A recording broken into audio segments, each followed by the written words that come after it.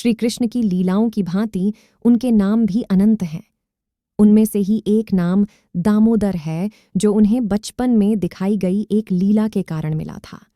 ये नाम इसीलिए भी विशिष्ट है क्योंकि इस बार उन्होंने अपनी माया का प्रयोग असुर पर नहीं अपितु अपनी माता पर ही किया था।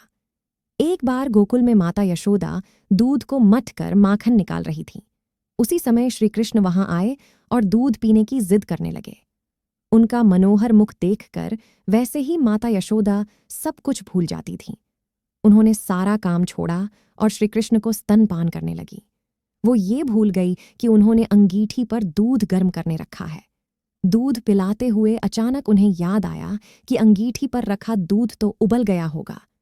ये सोचकर उन्होंने श्री कृष्ण को वहीं छोड़ा और दौड़कर रसोई में गई। उधर श्री कृष्ण बड़े क्रोधित हुए। माता और पुत्र के मध्य किसी का भी आना उनसे सहन नहीं हुआ। उसी क्रोध में उन्होंने वहां पड़े माखन के सारे घड़ों को फोड़ दिया और प्रेम पूर्वक माखन खाने लगे। उधर जब यशोदा मैया वापस आई तो देखा कि सारा घर माखन से भरा हुआ है। जहां देखो वहीं माखन गिरा हुआ दिखाई देता था। अब क्रोधित होने की बारी यशोदा मैया की थी। उन्होंने सारा दिन श्रम कर उस माखन को निकला था और श्री कृष्ण ने उनकी सारी मेहनत पर पानी फेर दिया।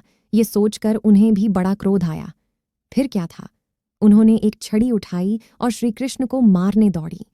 तीनों लोकों के स्वामी श्री कृष्ण उनसे बचने के लिए भागे। सभी देवता स्वर्ग में उनकी इस लीला के दर्शन कर रहे थे। माता बड़ी थी और श्री कृष्ण छोटे, फिर भी वे उन्हें पकड़ नहीं पाई। भला प्रभु की इच्छा के बिना उन्हें कौन पकड़ दे सका है। अंत में वे थक कर वहीं भूमि पर बैठ गई। जब श्री कृष्ण ने देखा कि लीला कुछ अधिक ही हो गई है और माता थक चुकी है, तो वे स्वयं उनके पास पहुंचे। उन्होंने प्रेम पूर्वक माया का पसीना पोंछा, किंतु इतना श्रम करने के कारण यशोदा का क्रोध और बढ़ गया था। उन्होंने झट से कन्हैया को पकड़ लिया। इसे प्रभु की ही लीला कहेंगे कि उन्होंने समझा कि मैंने कान्हा को पकड़ लिया। वे क्या जानती थीं कि उनकी इच्छा के बिना उन्हें कोई पकड़ नहीं सका है। अब उन्हें दंड क्या दें। उन्होंने सोचा कि कृष्ण को इस ओखली से बांधकर घर का सारा काम निपटा लें, पर श्री कृष्ण को भला कोई बांध सका है। उनकी एक और लीला आरंभ हुई। यशोदा ने एक रस्सी उठाई और जब उसे श्री कृष्ण को बांधना चाहा तो वो रस्सी उनके पेट से 2 अंगुल छोटी पड़ गई। उन्होंने दूसरी रस्सी पहली रस्सी के साथ जोड़ी, लेकिन रस्सी फिर 2 अंगुल छोटी पड़ गई। अब तो यशोदा ने एक के बाद एक रस्सी जोड़ना आरंभ किया, किंतु हर बार रस्सी 2 अंगुल कम ही पड़ती रही। मैया खींचती रही और श्री कृष्ण हंसते रहे। उनकी ये लीला इसी प्रकार बहुत देर तक चलती रही। श्री कृष्ण को ना बंधना था, ना वे बंधे। अंत में यशोदा पुनः थककर चूर हो गई, किंतु श्री कृष्ण के लिए रस्सी 2 अंगुल छोटी ही रही। अब तो कान्हा ने देखा कि मैया थक गई हैं। उनका वात्सल्य जागा और उन्होंने अंततः स्वयं ही स्वयं को बांध लिया। यशोदा ने चैन की सांस ली और घर के काम में लग गई। श्री कृष्ण ने सोचा कि माता अपने कर्तव्य पालन में व्यस्त है, तो मैं स्वयं के कर्तव्य का वहन कर लूं। वे ओखली को घसीटते हुए आंगन में पहुंचे। वहां अर्जुन के 2 विशाल पेड़ लगे हुए थे, जो वास्तव में नलकुबेर एवं मणिग्रीव नामक 2 गंधर्व थे, जो नारद जी के श्राप के कारण वृक्ष बन गए थे। नारद जी ने कहा था कि जब श्री कृष्ण अवतार होगा तो वे ही उनका उद्धार करेंगे। आज अंततः उनके उद्धार की बारी आई। श्री कृष्ण घुटने के बल चलते हुए दोनों वृक्ष के बीच से निकल गए, पर ओखली फंस गई। कन्हैया ने आगे बढ़ने के लिए थोड़ा जोर लगाया और दोनों वृक्ष जड़ सहित उखड़कर नीचे आ गिरे। इससे नलकुबेर और मणिग्रीव श्राप मुक्त हों उनके समक्ष करवद्ध खड़े हो गए। श्री कृष्ण ने उन्हें आशीर्वाद दिया और वे अपने धाम पधारे। उधर वृक्षों के गिरने से धरती डोल उठी थी।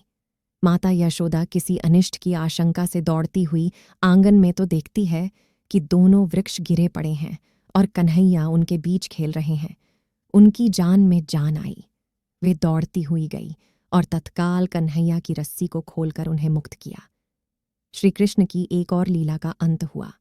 संस्कृत में रस्सी को दाम और पेट को उदर कहते हैं।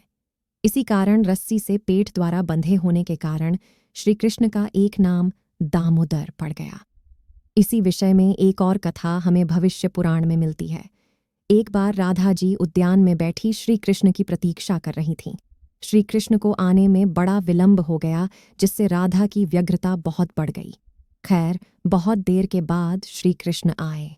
राधा क्रोध में बैठी ही थी। कहीं श्री कृष्ण शीघ्र ना चले जाएं, ये सोचकर उन्होंने उन्हें लताओं की रस्सी से बांध दिया। उन्हें बांधने के बाद राधा ने कृष्ण से विलंब का कारण पूछा। तब श्री कृष्ण ने बताया कि आज कार्तिक पर्व के कारण यशोदा मैया ने उन्हें बिना पूजा के आने नहीं दिया, इसी कारण उन्हें विलंब हो गया। ये सुनकर राधा जी को बड़ा पश्चाताप हुआ। उन्होंने तत्काल उनकी रस्सी खोली और उनसे क्षमा याचना की। तब श्री कृष्ण ने हंसते हुए कहा कि क्षमा याचना कैसी, मैं तो पहले ही तुम्हारे प्रेम से बंधा हुआ हूं। उनकी ये बात सुनकर राधा जी बड़ी प्रसन्न हुई और रस्सी दाम द्वारा पेट उदर से बांधने के कारण उन्होंने श्री कृष्ण को दामोदर नाम से संबोधित किया। तभी से श्री कृष्ण का एक नाम दामोदर पड़ा।